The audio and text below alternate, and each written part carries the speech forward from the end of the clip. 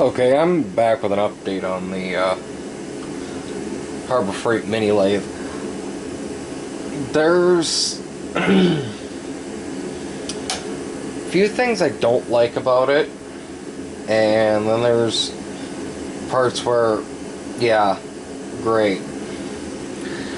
One of the big things is I don't like the fact that the controls are way the hell back here for your cross feed, your power feed, and your gear change for the head. Now, another thing is I don't like the fact that when I took this apart, because I took the 3-jaw chuck apart and I cleaned it up, there's a lot of crap that comes from the factory inside here. Not real fond of that.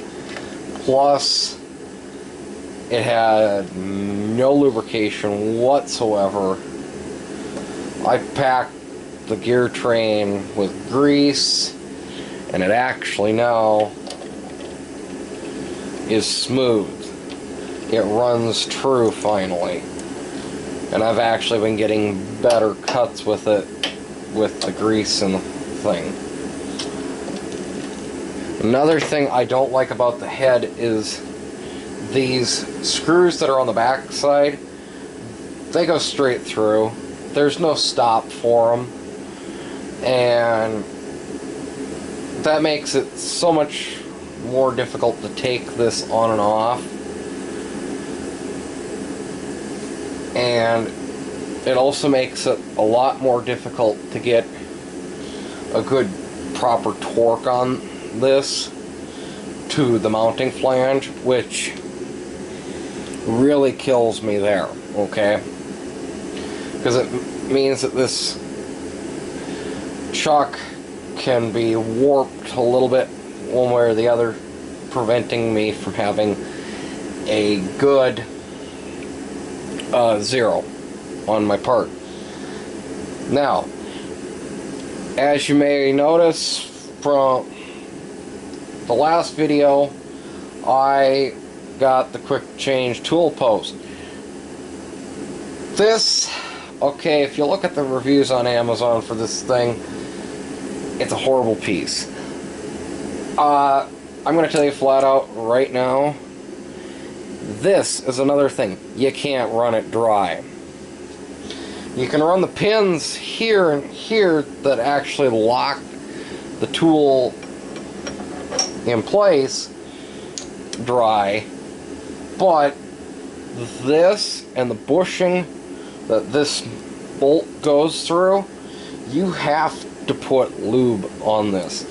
I have been running the 3-in-1 motor oil myself, so that's how I've gotten the slack out of this, and it's nice and tight now. Plus, it's actually nice and smooth compared to what the heck it was from the factory. So, if you're going to get one of these quick change tool post sets, I highly recommend you invest in lubricants.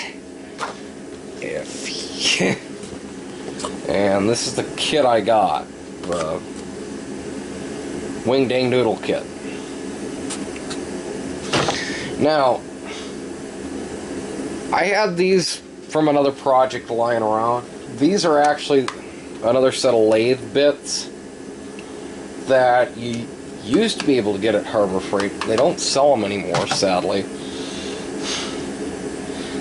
I think they're more focusing on the automotive stuff and that. I don't think that they're focusing much on the precision stuff anymore, sadly. But another thing I've noticed with using this lathe is this bed likes to twist really severely. So I'm probably going to get like a 1/4-inch piece of steel and bolt a 1/4-inch piece of steel to the bottom of this bloody thing, just to frickin' get it to stiffen up. And if that doesn't even make it stiff, I might even weld the bloody plate right to it. So, another thing that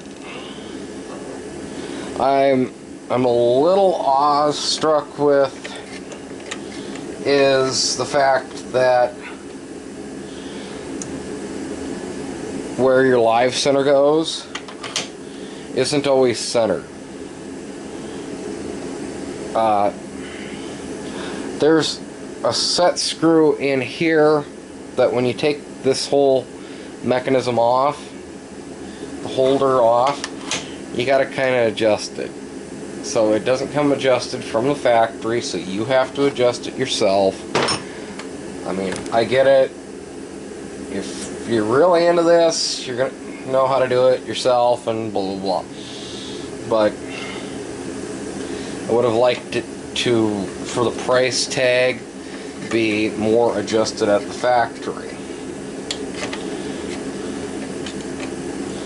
Now, another big thing that I'm not liking is the fact that this is actually twisting. The whole carriage itself is twisting, but yet it's so precise to the bed that even little scraps can cause it to bind up. So, with that in mind, keep that on the back burner of your brain. So, I'm going to tell you this much. I went out and I bought a full set of Allen keys for it. You need metric. This whole machine is metric. I had, because actually this also fits in the this Morris taper actually fits in the drill presses, so I already had this because I needed the 1/2-inch collet so that I could run smaller bits, because actually that 5/8 collet doesn't get small enough to run certain bits. But that's another video. Now, another thing I went out and bought, I bought the Doyle screwdrivers. I probably didn't need this good of a screwdriver, just saying. Now, I know some of you are going to ask, well, where's the guards? I don't run the guards. I would recommend you run the guards, but I'm not. So this is a kind of a do as I say, not as I do. In terms of the gears in the back here that are running with the carriage, I have lubed them and they don't create that whine.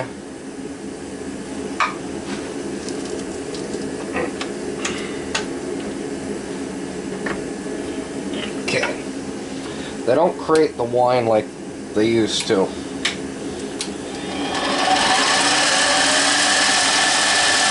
I mean, they still whine, but it's really calmed it down. Now, this is actually, the lathe had full speed in low, so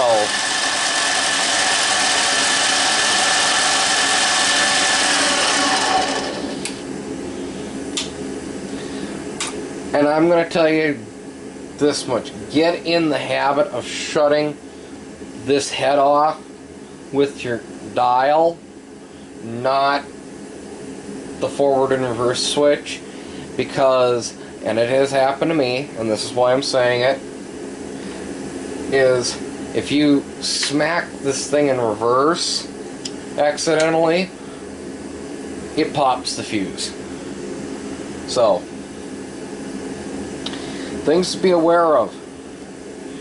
Have I got a lot of accessories for it? No.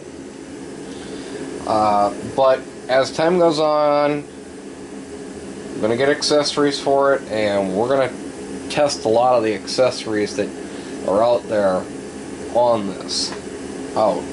And kind of like to know your thoughts, folks, on what accessories I should get next for this, and we'll test them out. So thanks for watching. Make sure you subscribe, and that you are subscribed, so that you can get all the videos. So like I said, thanks for watching. We'll see you on the next one.